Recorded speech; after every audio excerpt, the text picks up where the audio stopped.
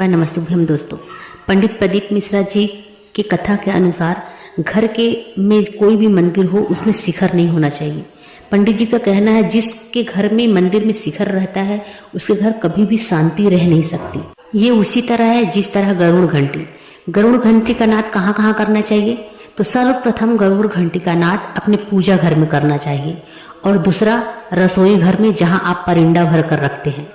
तीसरा अपने तिजोरी जहाँ लक्ष्मी रखती हैं आप तिजोरी में अलमारी के पास, और चौथा अपने मेन दरवाजे के अंदर घर के अंदर रहते हुए गरुड़ घंटी का नाद करें, और पांचवा अपने घर के बाहर जाकर वहाँ गरुड़ घंटी का नाद करें। कहते हैं इन 5 जगहों पे जो गरुड़ घंटी का नाद कर लेता है उसके घर धन संपदा की कभी कमी नहीं होती। इतना महत्व होता है गरुड़ घंटी के नाद का।